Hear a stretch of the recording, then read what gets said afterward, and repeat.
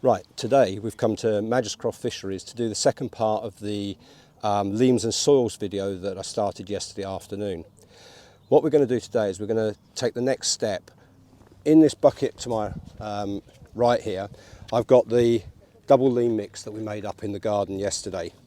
I just bagged it overnight and I've just atomised it a little bit more to get the right consistency back this morning. In the other bucket, I've just got about half a kilo of ground bait. It's slightly wetter than you would normally mix it up if you were feeding it yourself. I mean, fractionally wetter. And the reason for that is that when you combine it with the leam is a little bit drier, and you want a little bit more dampness in the ground bait to help it bind together properly. Other thing I've got is a bowl. That's what I'm going to put my mix in as I make my balls up. I've got here in this newspaper the joker that we separated yesterday afternoon, and I've got to be honest with you, it's looking a lot better than it did yesterday after we'd separated it. And the other thing that I wanted to talk about is I've got two bucket covers. When you're mixing up, today I'll put everything in the ground bait bowl on my side tray. But when you're mixing big ground baits and leams up, what you want to do is make sure that once you've mixed them up, to keep the consistency the same, that you cover them up. Now you can do that with a damp towel, but if you get these, they're waterproof as well, and it actually just helps to keep the ground bait and the leam particularly the way you've prepared it. So what we're going to do is I'm going to feed today. What I've done is I've plumbed up left and right 2 lines at 11 metres, about 11 foot deep, well 10.5 foot deep. I'm going to introduce exactly the same as I did when I fished the silverfish series. So we separated 600 mil of joker yesterday, so that's all going in my initial balls, and I'm going to put 3 balls on each line. So that works out about 50 mil per ball. As I say, when I'm making the balls up, I want to make the balls up so they fit snugly in the cup, and I'll talk about that when we look at cupping in a minute. So what I'm going to do is, first of all, I'm going to take 6 cups of loose leam.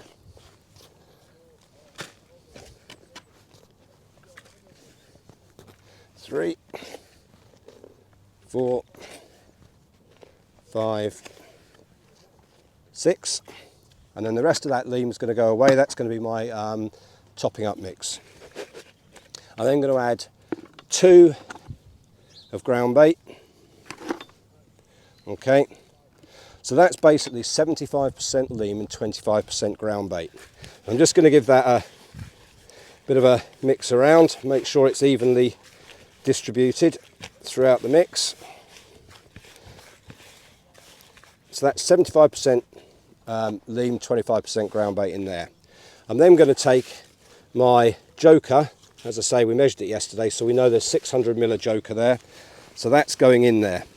Now, because that's got that light leam in it, that light brown leam, it's actually going to dry the mix out just fractionally. So what we probably need to do, once I've mixed it through, is atomise it again a little bit, okay? So what we'll do is we'll just distribute it first through there. Because it's separated, it will mix really easily and really nicely through the mix. So you'll end up, and I'll show you a ball once I've made a ball up.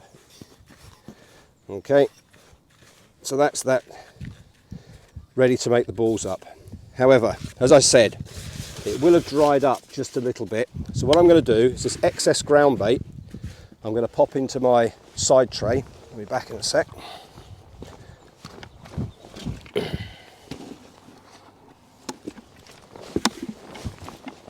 And what we're going to do is we'll place this mix back into the bucket. It's actually not too bad. It just needs a tiny little spray. I could do this with a drill, but to be honest with you, I'm mixing such a small quantity that it's easy to knock it together like this. Right. Okay. So that's our cupping in mix. So what we're going to do is we're going to make 6 double-handed balls. Okay. And as I say, what I want to do is I want to make them quite firm, squeeze them nicely, and I want them so they'll just about slot into the cup like that. Because what I want to be able to do is when I cup it in, I want to have to tap the ball out. I don't want it to just roll out of the cup, and I'll talk about that when I look at it. So let's just make these up.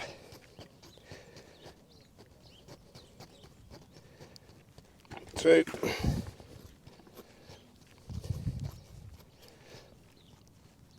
Three.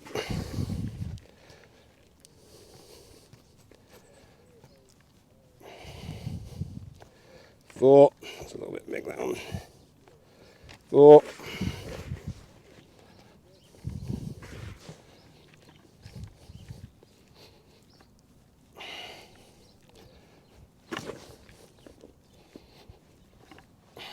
Five.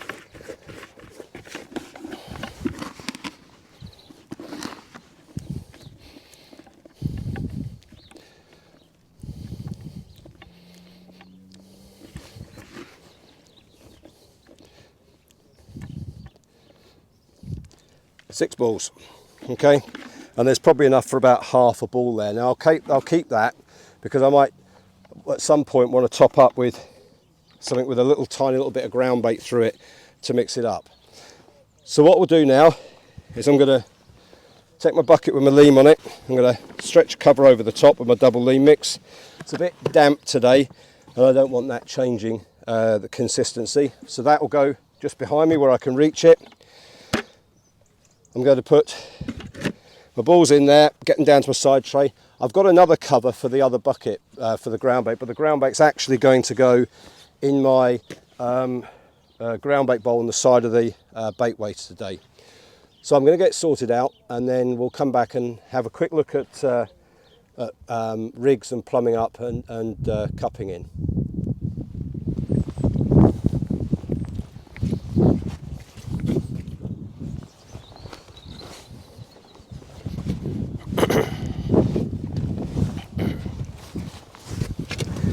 Okay, so we're now on the peg and we're going to look at cupping in our bait to start the session.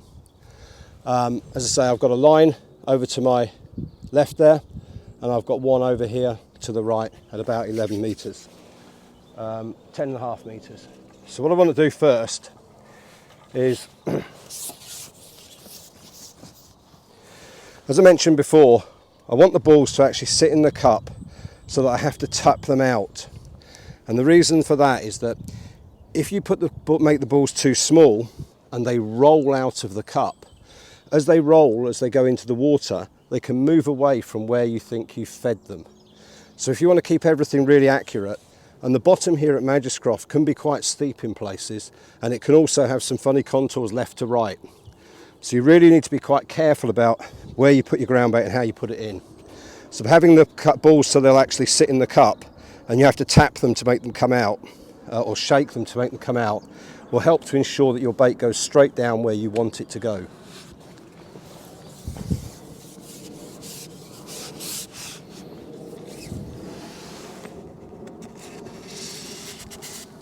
Bank's a little bit awkward here, but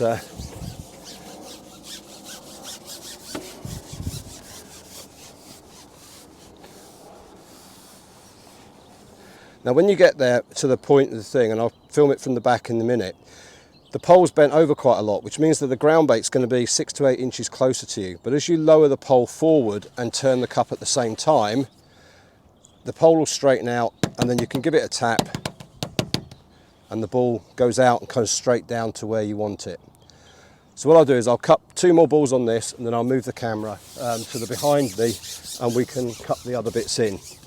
I would have had the camera the other side, but I'm sure you're sick of the sight of my face by now anyway, so. Right, so that's 1.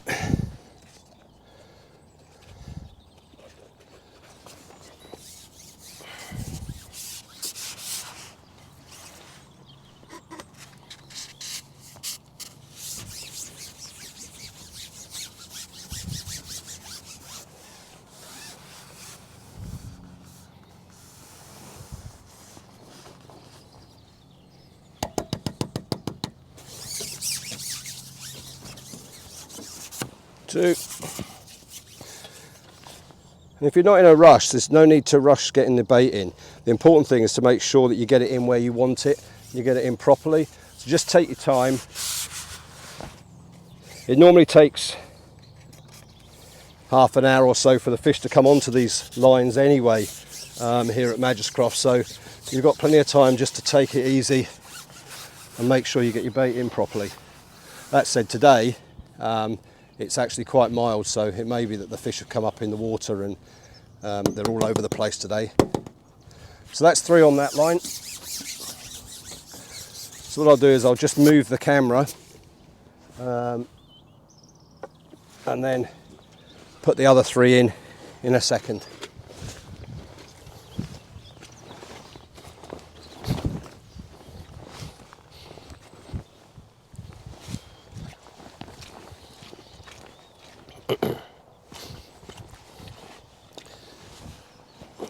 Okay, so last 3 balls then. Now my line down to the right is fractionally closer in, and I've marked that on my pole section so that I can make sure I'm exactly where I want to be with it.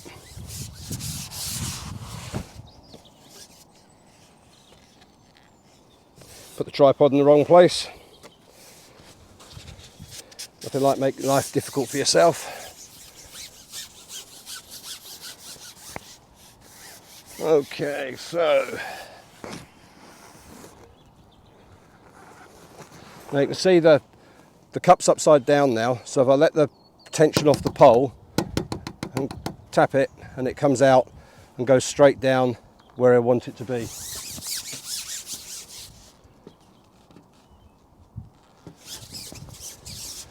One.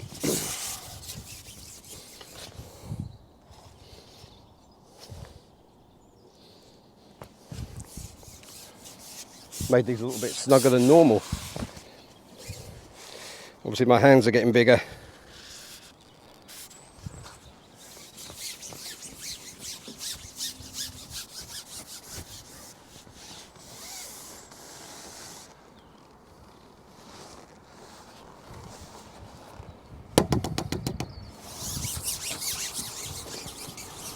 The last one.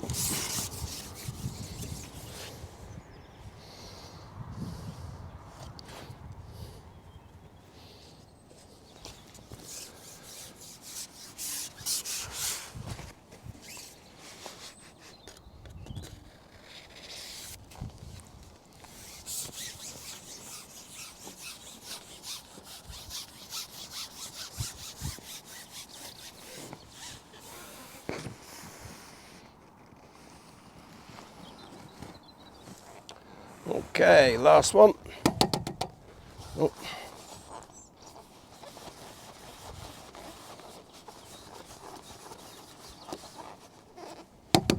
Cup came unscrewed a little bit. There you go. Right, so that's the feed done.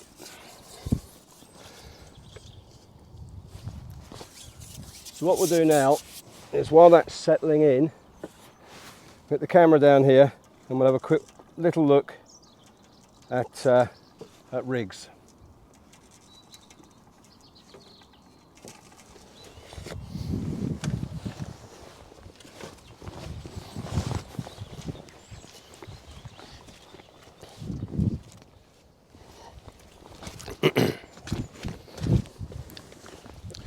So let's have a little talk about rigs then.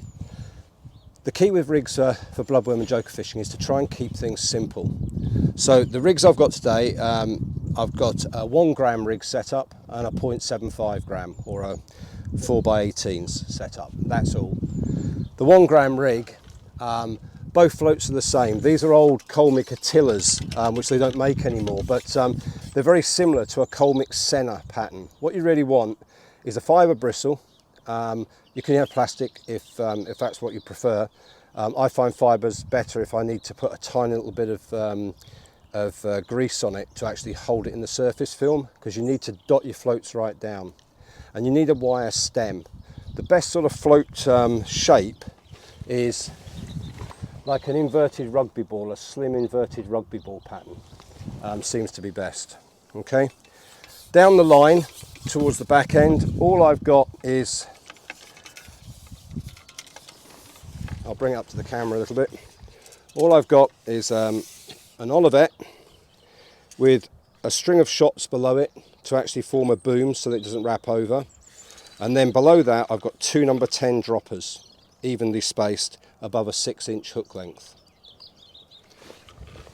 Now, if you need to add any trimming shot, number 11s, etc., you need to put these above the bulk, get them out the way, because when you're actually lifting and dropping, or you're catching bloodworm, a bloodworm's a really delicate bait, and you need to see bites as soon as they happen, or you'll miss them, and you'll end up with a ragged bait and you won't have seen the fish take it at all. So the best thing to do with your number 11s, if you don't need them for trimming shot, where's my number 11s? There they are, is get rid of them, okay? You want nice positive rigs. If I need to make it even more positive, what I'll do is I'll go from an 8-inch hook length down to a 6-inch hook length down to a 4-inch hook length, rather than messing about putting small shots onto a hook length or doing anything like that. So the shotting's really simple, and my 4x18s rig is shotted very similarly. The difference is, instead of an Olivet, I've just got a string of number 8 shots and then 2 number 10 droppers below it. Both rigs initially are set, the 1 gram rig set just touching the bottom, and the 4x18s is set about 1.5 inches off. Now, lots of times you'll catch the fish in that bottom 8 to 10 inches of water as they sit over the leam and feed on the joker. So what you want to be doing is you want to be really in contact with your rig as it drops down through that last 8 to 10 inches, and then if you don't get a bite, just lift it up, try lifting just the bristle out of the water and lowering it down, lift the whole float out and lower it down. But you need everything direct, so that the minute one of those shots doesn't settle correctly, you can see the bite and you can strike and catch the fish. The other thing on here, just to note, is because a few people asked, is the last match I fished on here, we had a lot of rainwater went in, the water level had come up quite a lot. And in that match, I think my float went under about half the number of times. Most of the bites were hold-ups, where you lower it down and that last shot doesn't settle. So just be aware of how your rig works in the water and what happens when those final 2 shots come on and register on the float. And if you do that, you'll find you'll pick up a lot of fish before you even see the float disappear under the water. Red letter days, of course, it'll go under. Now the other thing here, of course, is that what I said I'm set just touching the bottom. Of course, the bottom's at a slope here at 11 meters, so it's still going away from me slightly, which is why you need to be so careful when you cup the bait in. But what you can do is, if I go a hand width further out, then I know I'm going to come about 1/2 inch off the bottom, maybe 1 inch on some of the pegs. And if I come a hand further back, I'm going to lay the bait on a little bit. So you can, while staying over your fed area, you can actually adjust the depth you're fishing off the bottom, the distance you're fishing off the bottom, by simply moving the float left or right or out and in a bit, without even having to move your float at all. Okay, just be aware, make sure that when you set up right, and you've marked everything. You've got a marker on your pole so you know exactly where you are. You've got a marker on the far bank to aim at, and just move in and out and backwards and forwards and round and fish around your feed, and you'll get more bites and catch more fish. So that's the rigs. The other thing that you need to make sure you do when you're fishing, when you're doing any sort of fishing, particularly when you're fishing bloodworm joker, is have everything to hand. Now at the moment, I'll get rid of the riddle, but on my side tray I've got my hook bloodworm in water in a white container so I can pick them out a bit easier. I've got a few pinkies with me, probably not going to use them. I'll have my catapult there when I put it out in a minute. On the other side I've got my ground bait bowl, and in there at the bottom underneath the bowl I've got what's left of the ground bait that we mixed up, just loose, so that if I need to put a little bit of ground bait into a ball to create a bit of sparkle in the water, attract a few fish, I can try it. And in the bowl I've got the rest of the joker, because there's quite a lot left. I've got a whole pack here, okay, which is neat. Okay, as I mentioned before, I keep it neat on the side tray because then I can decide how I want to feed it and I can separate it when I need to. In the bucket down there, I've got a little bit of that light brown Leam and a bag of grey Leam, so that if I need to make some raw joker up, or I need to separate some joker, I've got everything to hand. And in the bucket here, I've obviously covered up, I've got the double Leam mix for topping up to hand. Okay. The only other thing, I haven't put all my bloodworm in the water. I've got more than half of it left in here, and that will just sit in the thing as well, out of the sun or out of the rain, because in really hot or really cold conditions, the water in your bloodworm, you need to change it a lot. What can happen is it can suddenly heat up in the summer. It won't happen today in Scotland, but it can heat up and it can kill your bloodworm in the water. Or in the really cold days, which is more likely up here in Scotland, it can actually freeze in your side tray, and I've had that happen before, and all your bloodworm's dead. So always keep some back, wrapped in newspaper, stored away either in a cool bag or in your ground bait bowl, just so you can, or even in your carryall, just so you can use it later. And just so you can see the difference, that the Senna Colmix Senna floats, which are spot on, these are the ones I use on the Staney, is that sort of shape there, same shape as the Attila. It's just that the stem on the Attila is a little bit thicker and a little bit thicker, a little bit heavier, which helps with stability, especially when you get a bit of chop on the water,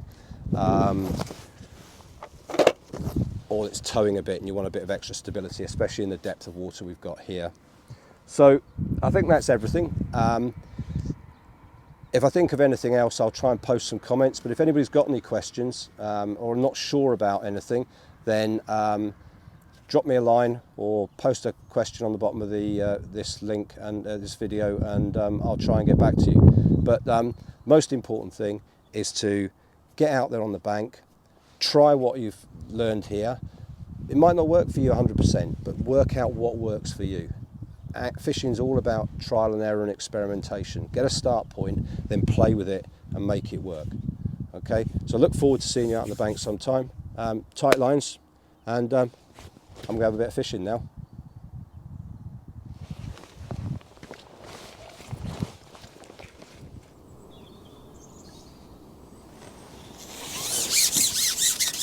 Some funny bites then.